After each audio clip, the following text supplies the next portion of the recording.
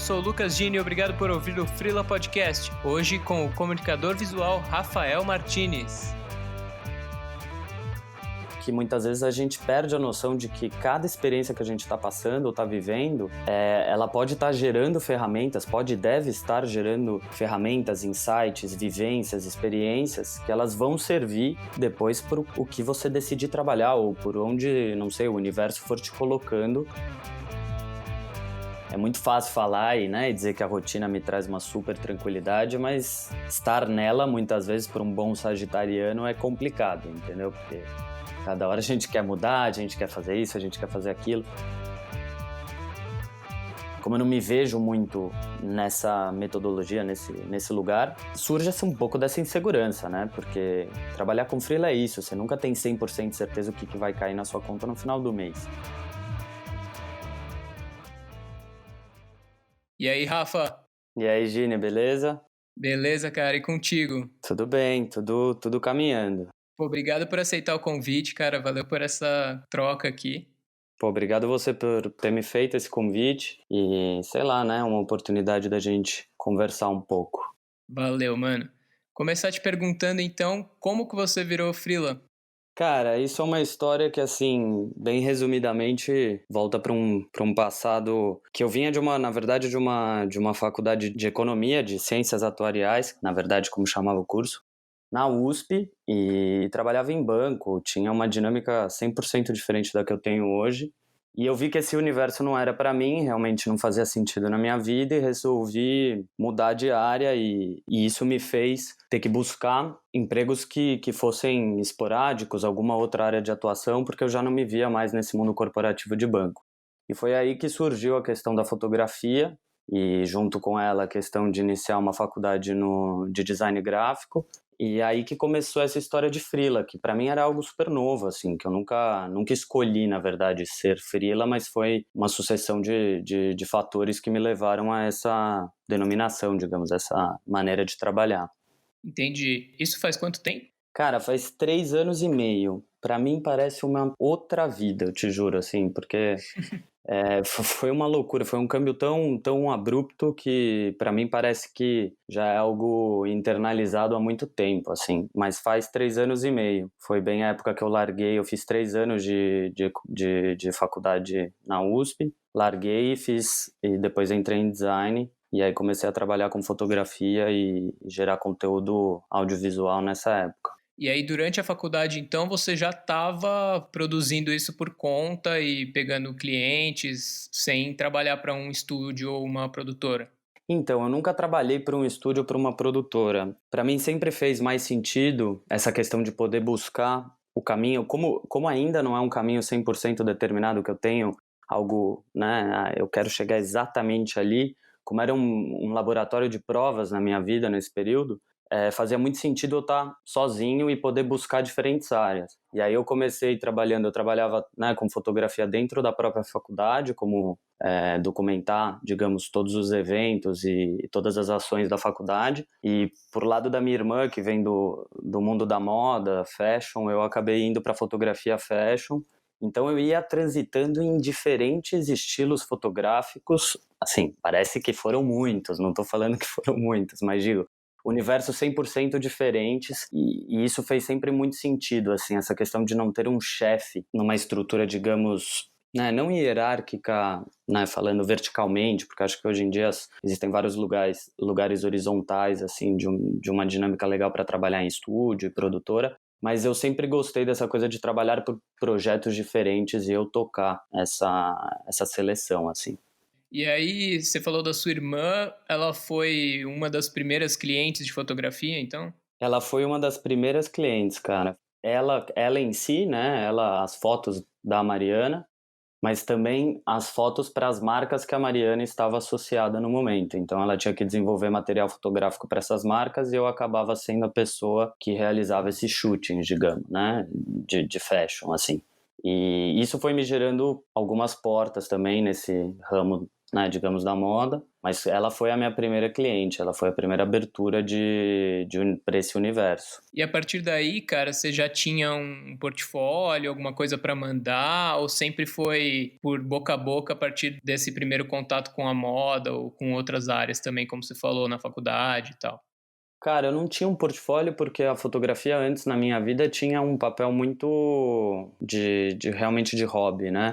Eu sempre gostei de fotografar, sempre vi a fotografia como uma ferramenta de você expressar o que você sente muito, muito potente, muito interessante, mas eu nunca tinha trabalhado com ela. Então, eu acho que eu não tinha um portfólio, eu fui construindo ele e o que eu realmente investi muito era uma questão de prospecção de clientes e tentar fazer como se fosse um follow-up desses clientes. Então, sempre que eu gerava um trabalho, eu tinha uma preocupação, né, de realmente manter uma relação, de no momento que eu tô lá criar um bom networking, e foi indo muito boca a boca as coisas comigo, assim, eu nunca utilizei muito uma plataforma para buscar, conheço algumas, né, que tem, como o Airbnb Experience, por exemplo, que é uma coisa legal que dá para associar fotografia, mas eu nunca, e outras plataformas, né, de oferta de trabalho de freela, mas eu nunca vi. O meu nunca aconteceu assim, ele foi indo muito na indicação. Foi bem um caminho que eu fui trilhando desde o começo.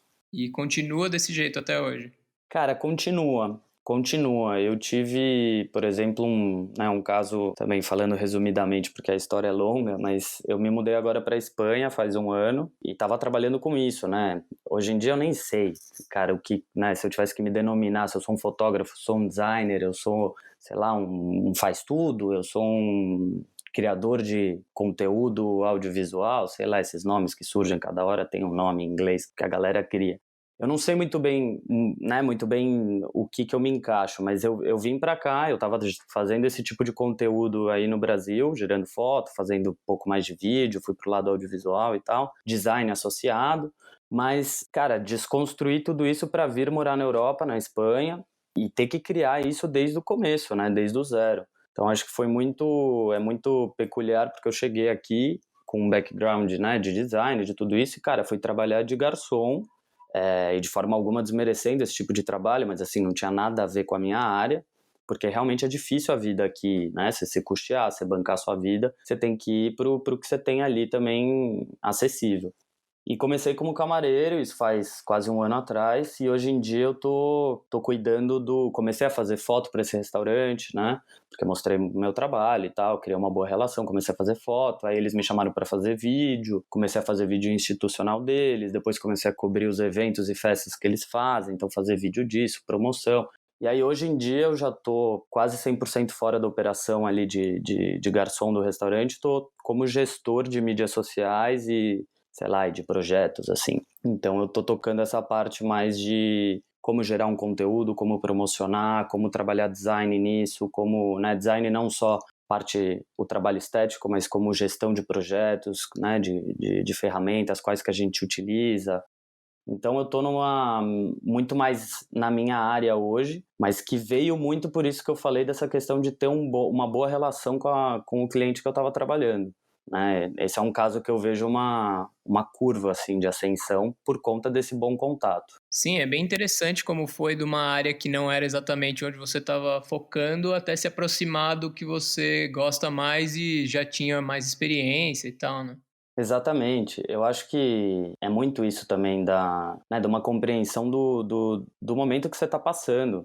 Eu vejo N histórias de fotógrafos que falam, né, o próprio Sebastião Salgado que fala que, né, acho que começou com 35 anos, que ele era economista antes, que ele trabalhava num banco, numa empresa, e que assim, é muito louco que muitas vezes a gente perde a noção de que cada experiência que a gente está passando ou está vivendo, ela pode estar gerando ferramentas, pode e deve estar gerando ferramentas, insights, vivências, experiências que elas vão servir depois para o que você decidir trabalhar ou por onde, não sei, o universo for te colocando, que seja a sua, né, digamos, a sua atuação nesse mundo. Então é muito louco como, né, de camareiro eu consegui virar muito mais para o que eu acredito que é o meu trabalho, assim, o que eu quero desenvolver, saindo de camareiro para, né, sei lá, gestor de mídia, digamos. Então é um caminho, mas que eu acredito muito porque, cara, você carrega isso, né, dentro de você, e você vai sempre tentando e cavando esse espaço. E hoje em dia você continua nesse restaurante e tem outros clientes também? Ou você está bastante dedicado a essa questão das mídias, mais para esse restaurante por hora? Isso é super recente, né, eu comecei esse trabalho de mídias faz, acho que vai estar completando 3 meses agora. E antes disso eu estava, assim, né, tentei boca a boca começar um trabalho de fotografia, ver como que isso funcionava, aqui na Espanha, que era uma novidade para mim, e comecei a ter alguns casos, assim, isolados, né, de, puta, fazer foto para uma professora de yoga, aí um restaurante que chamou para fazer umas fotos de um produto, e aí fui criando, mas muito pouco, e trabalhando de camareiro. E aí agora, no começo desse ano, essas demandas de freela começaram a se intensificar, tanto com a reativação de um projeto que eu faço parte, né, de uma ONG no Brasil que chama Chefe Aprendiz, que agora conseguiu um financiamento e tá conseguindo super se capitalizar e agora está contratando as pessoas para realmente trabalhar e não serem voluntários, né, porque eu sou voluntário acho que já faz quase 2 anos e meio. E agora eles vão começar a pagar, então, né, um freela, digamos, vai, entre aspas, mas era um trabalho que eu fazia de design, que tinha uma demanda real ali, semanal, e que agora vai ser um trabalho fixo, né, porque eu vou ter entregas e tal. E aí, fora isso, puta, coisas de design em São Paulo que me fizeram solicitação, fazer cartaz, então tava fazendo cartaz, né, fiz um vídeo para um estilista agora que desfilou no Fashion Week aqui de Barcelona, tô trabalhando nesse vídeo. Tem rolado bastante demanda, e, cara, assim, muito mais do que eu imaginava nesse começo de ano, um começo de ano super bom, que eu também não sei muito rastrear de onde veio, sabe? Mas que veio vindo, acho que pincelado de algumas ações que eu fiz também para conseguir divulgar. Cara, que bom que tá um começo cheio de coisas, assim, né? Cara, puta, é uma super realização, querendo ou não, né? Pra mim é uma super conquista, mas vamos ver o que vai dar, né? Cara, como é que você lida com o tempo tendo essas diferentes frentes, assim? Você tá todos os dias cuidando das coisas do restaurante num certo horário? Ou, sei lá, são só alguns dias? Você tem que trampar de final de semana para foto? Como é que tá essa coisa da rotina?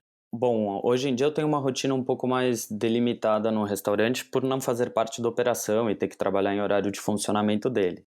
Como funciona assim hoje? O primeiro ponto é que assim a rotina traz para mim ela é extremamente essencial na minha organização. Quando eu perco essa rotina, eu perco também o meu foco, que é uma coisa muito difícil e é a dificuldade de muitas pessoas conseguir com o trabalho freela, é você ter esse foco e essa metodologia. A rotina, para mim, traz essa resposta. Então, tem um trabalho que eu sempre faço que é de manhã, eu tenho a manhã focada na minha, digamos, na minha autoevolução, no meu próprio fazer e bem-estar, que é, acordar, fazer um esporte, eu medito todo dia, então acordar, meditar, fazer esse esporte, voltar para casa, cozinhar. Essa parte da manhã é muito voltada para isso. Na parte da tarde eu estou trabalhando num coworking, então estou alugando um espaço de trabalho comunitário, né, compartido, e eu vou para esse lugar e normalmente eu divido digamos, a minha agenda de trabalho de 3 a 4 horas para a parte do La Carioca, que são as demandas do restaurante, né, então trabalhar os vídeos que eu gerei, criar conteúdo, fazer campanha, né, pensar em evento e tal. E mais umas 4 horas que eu encaixo esses trabalhos que entram por fora. Então, né, edição de vídeo, cartaz, não sei, o que apareceu eu encaixo nessas 4 horas que eu tenho, entre aspas, mais livres para eventos não ordinários, assim, né? Entendi. E aí, você falou que essa rotina é bem recente, né? Desde que você começou a trabalhar por conta, da história que você contou lá no começo e entrou na faculdade de design gráfico, mudou muito e teve outras fases. Você falou que a rotina sempre foi importante. Como é que foi evoluindo, assim? Você de cara se encontrou para se organizar ou foi um processo meio devagar? Cara, eu vou te falar que ele é um processo em constante aprendizado, assim, porque é muito fácil falar e dizer que a rotina me traz uma super tranquilidade, mas estar nela, muitas vezes, para um bom sagitariano é complicado, entendeu? Porque cada hora a gente quer mudar, a gente quer fazer isso, a gente quer fazer aquilo. Então eu passei por um processo de muitas testes e provas de acertos e erros. Assim, eu estou em constante evolução e adaptação da minha rotina porque, querendo ou não, por, digamos, questões da vida e também porque eu vejo que isso funciona e que isso não funciona. tendia a ser muito menos organizado. Também porque sempre tive muita coisa né, acontecendo ao mesmo tempo. Era a faculdade, trabalhar com isso, a ONG, né, então era sempre um pouco misturado e eu não dava muita atenção para essa questão dos trabalhos de freelancer. E fui criando mecanismos para tanto conseguir destinar uma parcela do meu dia e trabalhar com to-dos e metas diárias, assim, conseguir se organizar para poder ter tempo de fazer isso. E aí tem plataformas que me ajudaram muito, e tem uma recente que eu tô achando incrível, tem me ajudado muito, que chama Asana, não sei direito como que pronuncia, que é como se fosse um Trello que trabalha por, né, digamos, gestão de projetos, né, como você gestionar os seus diferentes projetos. Trabalha com dashboard, com aquela coisa de sei, arrastando os quadros em diferentes colunas de fazendo, andamento e finalizado. Mas ela conseguiu me fazer, né, me fez, na verdade, organizar nessas diferentes frentes que eu estou trabalhando. Então, eu consegui colocar, você trabalha por projetos, então, né, o projeto do restaurante, quais são as minhas demandas, o que isso gera de, né, de tarefas executáveis, o que é planejamento. A outra parte, né, sei lá, minha fotografia como de autor, digamos, né, o que eu gosto de fazer de fotografia sem ser para nenhum cliente. Puta, deixa eu botar minhas ideias, quais são os projetos. Então ele vai organizando tudo numa mesma, né, plataforma, no mesmo ambiente, esses diferentes projetos. E isso tem me ajudado muito a conseguir executar as diferentes coisas de uma maneira mais fácil. E aí, cara, eu vi uma oportunidade principalmente de documentação, porque é isso, assim, né? Uma dificuldade que eu vejo muito grande é a gente que trabalha com freela e uma caralhada de coisa diferente, que eu fico pensando e como se fosse acessando essas diferentes informações o tempo inteiro, né? Porque primeiro que eu tenho uma questão já de dificuldade de memória, então, né, eu preciso ficar lembrando o que eu preciso fazer e fico o tempo inteiro. E quando você supostamente deveria estar descansando, que você fala, não, agora eu vou descansar, não vou fazer nada. Fisicamente você está descansando, você está vendo uma série no sofá, mas a sua cabeça está pensando, puta, mas aquele projeto que eu tinha falado, pessoal, que eu queria fazer de fotos de pessoas que comem na rua e tal, mas como que eu posso fazer, não sei o que, entendeu? E a cabeça está sendo acessada. Cara, eu também tenho dificuldade de... Tipo, uma coisa que é meio do meu jeito, assim, é conseguir ter um interesse genuíno por absolutamente qualquer coisa. Isso não é, tipo, é legal, mas não é tão legal assim, porque aí, quando você vê, você tá horas pesquisando um bagulho que não tem nada a ver, tá ligado?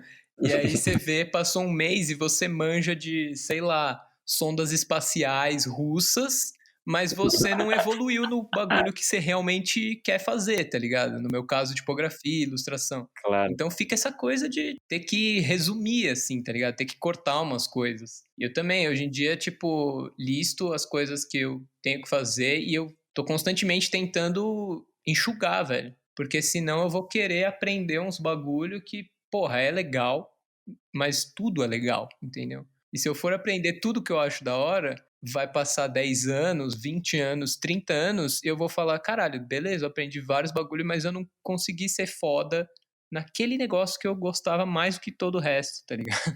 Exato. E que eu acho que é muito da nossa geração, querendo ou não, né? Essa questão de mundo conectado e, puta, dessa loucura de acesso à informação que a gente tem. Então, tudo vira, pra mim também, é isso. Você começa, eu não sei, meu, eu vi, é um caso real, né? Eu vi uma publicação de um amigo numa revista de arquitetura bem minimal e tal. E aí pegou o termo, ela definia a revista o que era minimal. E aí eu li e eu falei, caceta, né? É verdade, mas, puta, o termo minimal, né? E se a gente for passar pra música, né? Onde que... Aí comecei a pesquisar. Ai, minimal, não sei o que. Aí entrei, sei lá, Philip Glass. Puta, Koenigsegg, que é o filme que ele fez. Aí fui ver, tava vendo Koenigsegg, tava vendo o filme. Aí depois passou, entendeu? Isso no largo de um mês, mas eu digo. Aí tava vendo outra coisa, aí não sei o que. Aí quando eu vi, eu tinha comprado um curso de fotografia minimalista, mas que o curso era uma merda e que, tipo, eu tava gastando um puta tempo fazendo e tava deixando de fazer as coisas que eu precisava fazer porque tava, sei lá, tinha pagado o curso online e tava fazendo, sabe? Mas não tava gostando.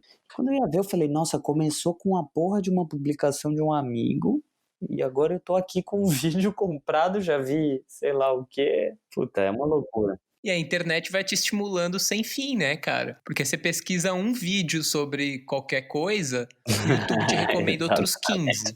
Aí você vê os 15, tem outros 150.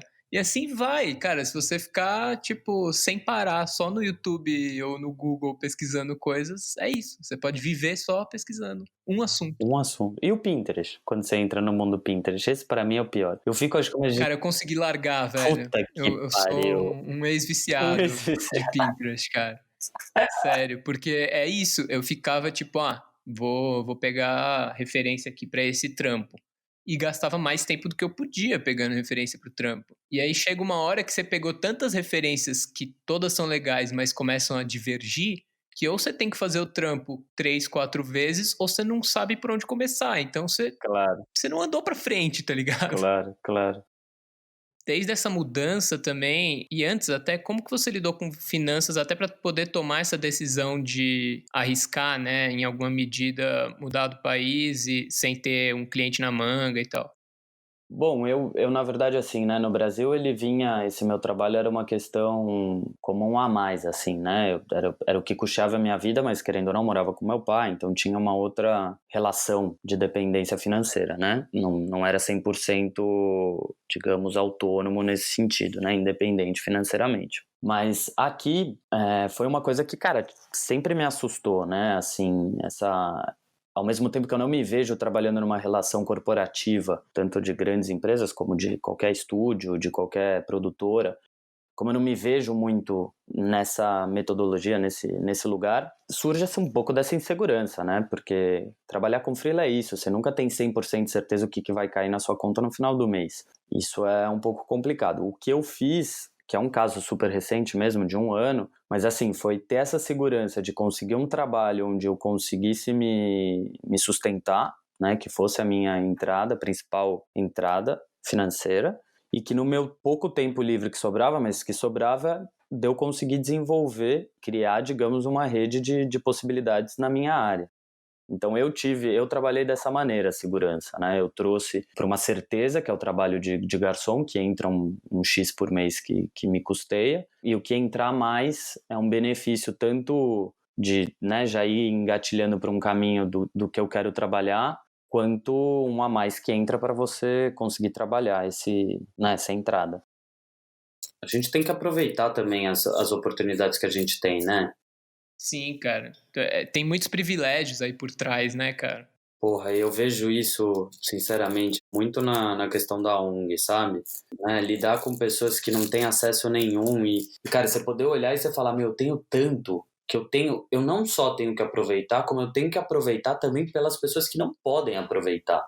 Assim, do tipo, eu tenho que fazer alguma coisa que vá beneficiar. Eu sinto muito esse chamado, né? Tipo, eu tenho que fazer alguma coisa que vai beneficiar positivamente o mundo de alguma maneira, saca? Porra, eu tenho que usar esses privilégios todos que eu tenho né, eu seria muito realizado se eu conseguisse devolver isso ou gerar possibilidades para as pessoas que não têm acesso. Aí, né, porra, aí é minha realização. E aí hoje, então, a maioria dos trabalhos que você tem rendem em euro, né? No dinheiro que você usa aí. Porque também teria talvez esse risco de você continuar com clientes aqui, mas a conversão te fazer perder uma grana aí, né? Isso é bem interessante, na verdade. Como a primeira vez que eu tive trabalhos do Brasil foi agora, nesse passado recente, que é uma coisa que é exato o que você falou, né? A minha hora aqui, querendo ou não, ela é muito mais valorizada do que a minha hora no Brasil, pelo fator euro também, né? E por mais que aqui a hora do trabalhador, em geral, é mais valorizada que no Brasil. Então isso é um problema. Poderia se tornar um problema se eu tivesse clientes do Brasil. Eu não tenho muito, não tenho tido. Agora o que eu falei da ONG, que é uma surpresa recente também, que vai entrar uma grana, mas que é algo que eu não faço né, pensando num retorno financeiro, mas que eu já faço como voluntário há muito tempo e isso é só um plus, um benefício que eu não estava nem contando. Mas o meu trabalho hoje em dia é pago aqui em euro porque eu realizo ele aqui. Entendi. Você não comentou nada, então não sei se acontece no seu caso, mas como fotógrafo é possível ter um certo rendimento passivo, né? Deixar fotos vendendo ou renovação de direitos. Isso já aconteceu contigo ou sempre foi uma questão de ser pago pelo ensaio, entregar e aí manter o relacionamento para de repente ter outros, mas ter que realizar novos trabalhos para ter novos pagamentos? Não. Cara, nunca rolou isso comigo, assim. Nem a venda para uma galeria ou trabalhar com consignação em lugares que você deixa exposta a sua foto e realizam a venda delas. Ou, né, algum trabalho que você fez que tem um direito que te rende uma entrada financeira. Isso nunca aconteceu. Eu tive a primeira experiência de ter, digamos, uma publicação ou algo assim agora, que uma foto minha foi selecionada para um concurso que teve uma exposição em Paris e agora a curadora levou lá para Holanda também. Então essa foto acabou passando por Paris e está na Holanda agora. Mas que é uma coisa que não. Eu ainda. Primeiro que eu não sei o que vai gerar, o que pode gerar, se tem alguma coisa que pode sair disso, mas eu não sei se, né, se alguém entrasse em contato pedindo, por exemplo, um print ou pedisse, não sei, para colocar essa foto em algum lugar e. Não sei se isso poderia gerar esse tipo de comentário que você está falando da questão né, de receber por direito ou por alguma coisa assim, de venda. Mas eu nunca ocorreu na minha experiência profissional esse tipo de coisa. Como é muito mais com design de produto, né? Que você acaba desenvolvendo um móvel, por exemplo, e uma grande rede compra e vai te pagando por coleção, que vai né, te pagando um percentual a cada unidade vendida. Isso nunca aconteceu comigo. Eu pensei nessa possibilidade também, porque como você comentou da moda, não sei se você já trabalhou sempre direto para estilistas ou para marcas, e isso poderia ter acontecido nesse sentido de, como você falou, de a cada venda você receber uma parte do dinheiro de acordo com as fotos da coleção, enfim. Claro. Não, mas hoje em dia também eu vejo que eles trabalham muito por jobs fechados, assim, gera o conteúdo, você sempre vai ter parte do poder intelectual da sua foto, então ela é sua, mas ela também é parte da pessoa que comprou. Mas isso não gera gera a questão de que se essa foto é publicada, você tem que ser mencionado. Mas nunca aconteceu de terem que pagar por peça vendida, sei lá, né, que gerou pela foto, digamos. Inclusive, eu fiquei com a dúvida agora, te ouvindo falar, como é que você lidou e lida com um contrato nesse tipo de trabalho? É uma questão que eu trabalhei poucas vezes com grupos muito grandes, assim, né? Que necessitava um trâmite muito grande de papel, que foi com algumas marcas que estavam lançando, com a Carmin, que é uma marca grande de fashion aí de São Paulo, que exigia uma questão de contrato e cumprir umas normas. Eu mesmo faço por uma organização própria, eu gero o meu próprio contrato, ali com as especificações do que cumpre, do que está incluído no meu trabalho. Envio isso por e-mail, porque muitas vezes você não tem um contato direto facilitado com a pessoa que você vai gerar esse job. Então eu mando por e-mail e peço um ok. A partir do momento que a pessoa deu um ok, isso ficou, digamos, guardado ali via e-mail, para mim, que nunca tive nenhum problema, já basta. Mas eu não, como eu também, né, ainda não estou aqui na Espanha como autônomo para emitir nota, esse tipo de coisa e faturar desse jeito, eu tô fazendo tudo por contrato, digamos, informal, onde eu mesmo escrevo e peço uma confirmação do cliente. Entendi. E aí, voltando para a questão da grana, você consegue receber pela sua conta, você abriu uma conta aí para receber a grana e quando você for fazer esses trabalhos para o Brasil, você vai receber na sua conta brasileira e vai ter que passar de uma para outra? Sim, eu tenho uma conta ativa no Brasil, que por hora eu estou recebendo aí, não estou mexendo muito nisso, mas aqui eu recebo numa conta física normal, de um banco de Barcelona que eu abri, que eu recebo direto nela. Já teve casos de clientes que me solicitaram, digamos, uma nota, né, gerar uma nota para ele poder contabilmente justificar, né, esse serviço.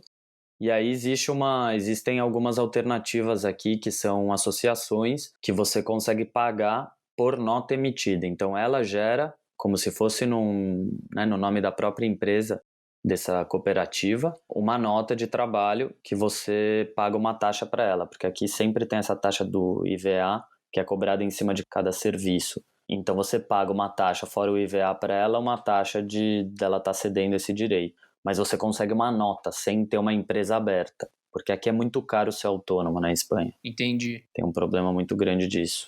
E, cara, com essas várias frentes, assim, que você tem agora, como você falou, meio diversificando design, fotografia, Você tem planos, seja a curto prazo para continuar aí ou a longo prazo? Como é que você pretende continuar essa carreira, inclusive com o seu trabalho pessoal de fotógrafo? Eu tô acho que é um pouco voltando naquilo que a gente conversou no começo, né, dessa questão de acreditar que cada etapa da sua vida, querendo ou não, ela é necessária em questão de gerar ferramentas para talvez uma coisa que você nem tenha noção do que, né, tá te esperando aí na frente, eu acredito muito nisso. Mas eu tenho um plano de realmente continuar trabalhando com essa questão de gerar conteúdo visual. Eu acho que eu falo dessa forma super ampla, né, e talvez até equivocada de denominar, mas eu vejo que a criação de conteúdo, eu gosto de criar conteúdo e de contar histórias visuais, né? Isso embarca tanto a questão da fotografia, tanto a questão do design, de como você dá visualidade para uma peça gráfica, para um material visual, e quanto à parte de vídeo, que é uma coisa que surgiu do nada na minha vida, eu nem esperava que eu fosse trabalhar, mas que muita gente da fotografia está migrando hoje em dia para o vídeo, mas que é também uma ferramenta que ela dá a questão, ela dá movimento para essa história que você está querendo contar, né? Ela tira o fator estático da fotografia e te traz uma questão de movimento que me interessa muito. Então, eu estou estudando agora direção de fotografia, estou fazendo um curso de direção de fotografia no cinema para ver também como que é o estudo da luz e tal. Mas eu vejo que tudo caminha para essa questão de gerar conteúdo, cara. Exatamente o que vai ser, se vai ser sendo fotógrafo, se vai ser, né, fotógrafo, não sei, de moda, de produto, se vai ser designer de um lugar, se eu vou criar um estúdio, se eu vou, né, abrir uma produtora. Eu ainda não tenho isso muito claro, mas eu tenho certeza que vai ser nessa área, assim, que é realmente um chamado que eu sinto.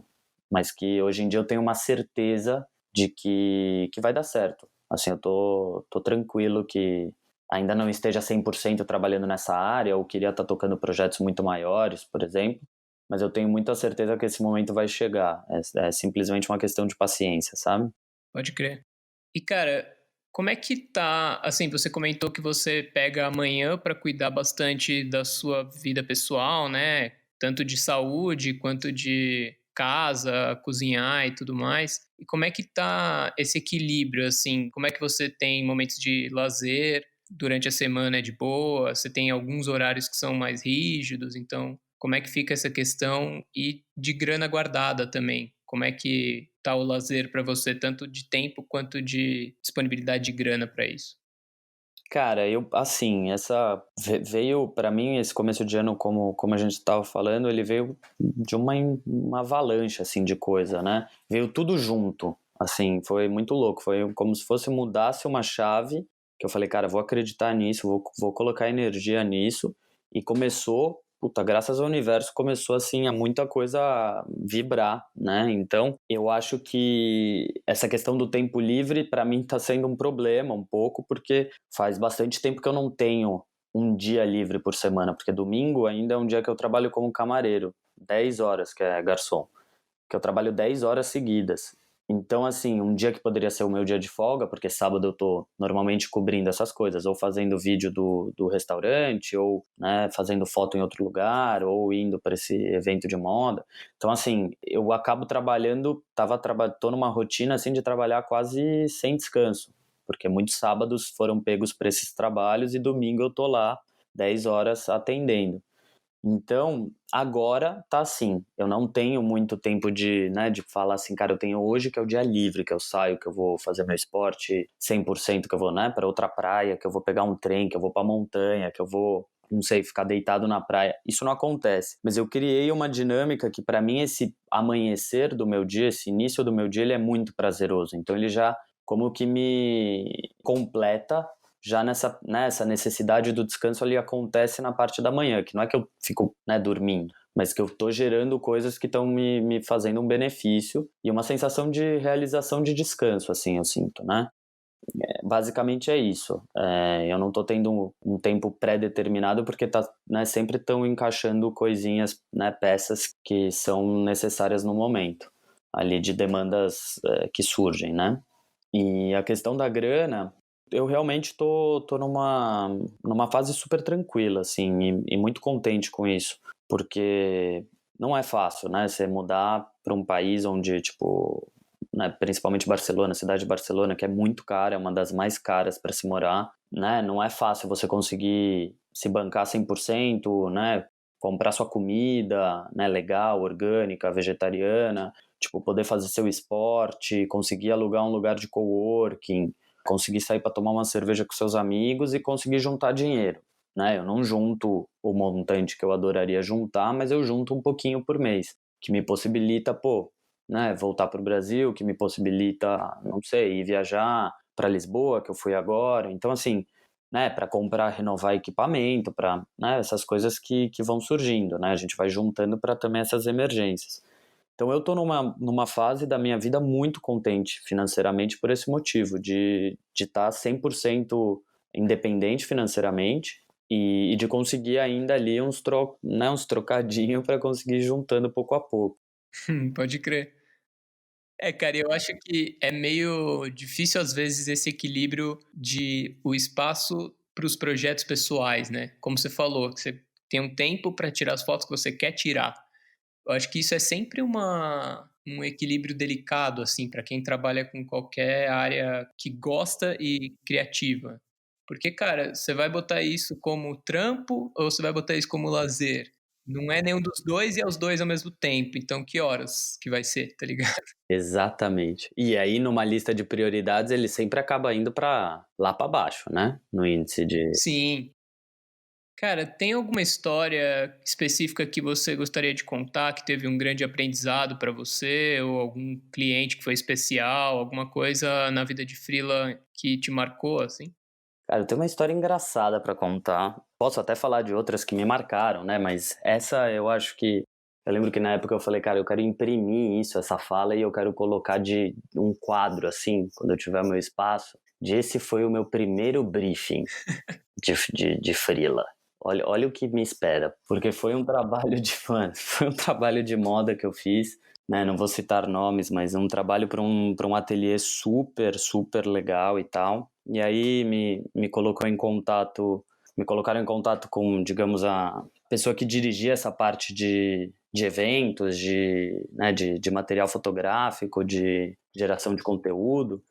E a gente veio conversar um pouco sobre qual era o projeto das fotos, qual que era o caminho que a gente ia seguir, o que ela buscava com o trabalho fotográfico. E eu lembro que ela falou assim, com essas palavras, assim, né, no telefone pra mim e tal. Eu tô buscando. O que eu tô buscando é um shooting, assim, meio sobre lifestyle, né? Tudo meio about happiness e que tenha um storytelling muito forte, né? E que, tudo good vibe, assim. Eu te juro, eu não tô zoando, não. Isso foi real, real. A pessoa me falou assim, não é que ela colocou palavras que faziam sentido no meio, não, ela foi falando tudo termos em inglês e, tipo, coisas sem nexo nenhum, tipo uma linguagem Instagram, assim, me vinha, sabe? Tipo, ela falou shooting, ela falou lifestyle, ela falou happiness, ela falou storytelling, ela falou.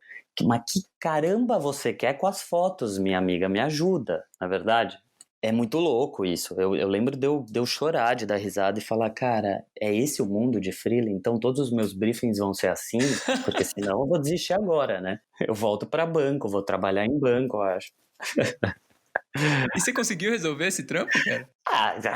Claro, né? Porque não é nada, tipo, lifestyle, about happiness, storytelling, cara, você faz qualquer coisa, é isso. Você fala, olha que good vibes que tem isso. Você tá vendo o mood que ele criou about happiness? Meu, a pessoa já pira porque você falou o linguajar dela, entendeu? Então, eu fiz, foram umas fotos, na verdade esse é um dos grandes cases de follow-up que eu te falei, assim, foi um primeiro trampo que eu fiz pra ela, que veio com esse briefing desastroso, mas a gente fez umas fotos super legais de roupa, e cara, aí ela me chamou pra fazer foto do desfile dela, que ela desfilou, depois, puta, fazer um pequeno, eu fiz não era nem um vídeo, era uma coisa mais pra um Instagram, quando eu tava surgindo ainda e tal, essa coisa de stories eu fiz para ela. Então, assim, ela gerou vários materiais através desse início pavoroso, mas que, que foi essa história. Cara, essa foi a melhor que eu tive, juro. Se ela falasse, faz o que você quiser, talvez fosse mais direcionado do que isso, né, cara? Sensacional. Aí eu tenho até ferramentas para trabalhar com isso, mas o que ela me passou, juro, foi um mind blowing, né? A gente falaria se fosse ser ela, assim, quase explodiu a minha cabeça. Provavelmente os próximos briefings não foram tão ruins, né? Porque você tá se mantendo como freela. Não foram tão ruins, depois eles melhoraram. Ainda bem, ainda bem. Cara, por último, eu queria te perguntar se você pudesse dar uma dica para você mesmo no passado sobre a vida de autônomo, qual seria? Cara, no meu caso, sinceramente, Gini, foi muito. Acho que uma falta de acreditar no potencial que eu tinha ali. Realmente acreditar nisso. Acho que tem N fatores que no momento, né, te fazem, puta, ficar com o pé atrás ou, né, pensar, puta, será que é isso? Será que eu vou colocar 100% da minha energia, da minha intenção nisso? Eu acho que, né, era um processo de também conhecer, né, de se conhecer, ainda é hoje em dia, mas eu digo, né, de uma mudança muito forte e tal. Mas se eu tivesse botado mais energia, acreditado desde o começo e não me auto-boicotado tanto quanto eu me auto-boicotei, eu acho que eu já estaria em outro estágio, talvez, sabe? Acho que teria sido um bom conselho, assim, cara, acredite de verdade no seu potencial e se você sente um chamado aí dentro, te falando que é realmente isso que, cara, que te faz tocar, que te faz, sabe, ter tesão, que te faz, puta, né, aquele arrepio mesmo quando você tá fazendo um negócio, cara, investe nisso 100%. E o universo ajeita o resto, sabe? O resto é consequência. Se você está com essa intenção aí bem direcionada, a questão financeira, o reconhecimento tanto de um bom trabalho quanto financeiramente, essa realização ela vem depois, eu acho. Cara, demais, ótimo conselho, velho. Obrigado por ter compartilhado esses aprendizados e toda a sua trajetória aqui, cara. Puta, obrigado você pelo convite, foi experiência nova, mas é interessante em pensar em compartilhar. Acho que eu nunca tinha feito isso de uma maneira tão assim, né, conversando sem muita razão, né, contando um pouco da história, mas de uma forma linear, acho que eu nunca tinha feito. É engraçado falar sobre isso, né, cara? Tipo, às vezes a gente não para pensar na própria trajetória, assim. Não, cara, não para pra pensar e não. E sempre que você fala, isso é muito louco, é picado, né? Porque você, né, eu tô passando muito por isso hoje em dia, de amigos que, né, que perguntam, porra, típica mensagem, e aí, como tá tudo aí? Conta as novidades. E aí você manda aquele áudio contando as novidades, que tem um pouco esse formato, né, de falar, puta, né, porque é meio isso, e a grana? Aham. E como que estão os trampos de freela? Tipo, né, é muito uma conversa informal de amigo mesmo, né? Compartilhando como que tá a sua vida. E aí você conta uma parcela temporal, né? Que é só esse tempinho. O resto, você nunca conta, né? Você não conversa com a mesma pessoa sobre desde o começo, puta, tudo que você abdicou, o que você fez, quais foram suas escolhas. Isso eu achei muito legal que a gente realmente, eu, pelo menos, nunca paro pra pensar nisso. Foi bem interessante, obrigado. Cara, eu é que agradeço. A gente se fala então, Rafa. Falou, abração, Gini. Falou, abraço.